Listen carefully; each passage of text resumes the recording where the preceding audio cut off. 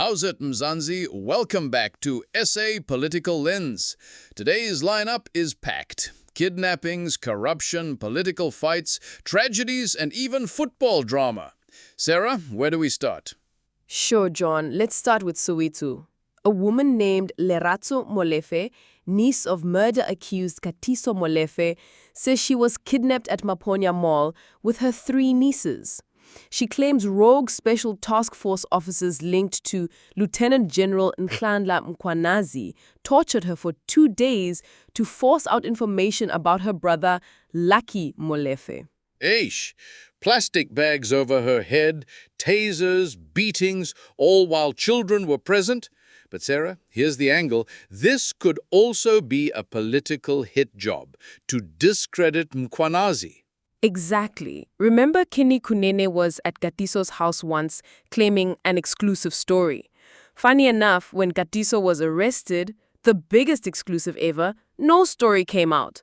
Now this Katiso Molefe story drops, and it lines up perfectly with the kind of exclusives Kunene pushes that usually backfire. Just like the Malcolm X saga, turns out they're all friends. So, Mzansi, don't just take this story at face value. Always ask who benefits, because right now it looks like someone is trying hard to paint Mkhwanazi as the villain.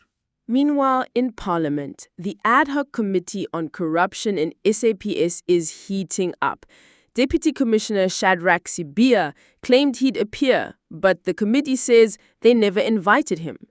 Mkhwanazi accuses him and former Minister Senzo Mchunu of interfering with police work, including shutting down the political killings task team. Show, Sarah. If true, that's serious. But right now, it's word against word. This committee has until October to report, and South Africans are watching closely. From police politics to tender corruption, Vusi Musi Kat Matlala is in the headlines again. He's crying that 52 workers lost jobs after SAPS cancelled his 360 million rand contract. But John, that tender was fraudulent. Instead of showing shame, he's out here acting like the victim. Yeah, Sarah. It's like complaining about spilt milk when you stole the cow. South Africans are tired of tenderpreneurs who enrich themselves and then play the sympathy card. Another bombshell. The Department of Social Development has suspended its Chief Director of Communication, Lumka Oliphant.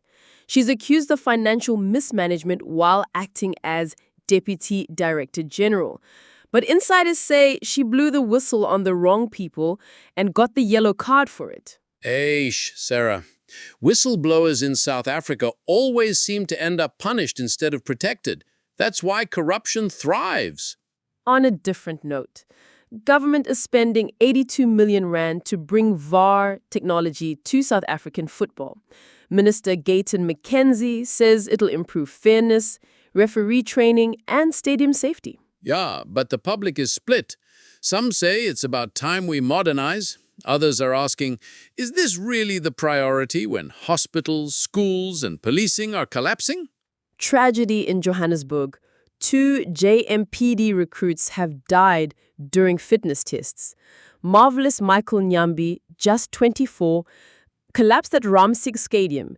Then, days later, 26-year-old Tswelwa Dekete also passed away during assessments. So heartbreaking, Sarah. Families sent their children to secure jobs, but instead they're burying them.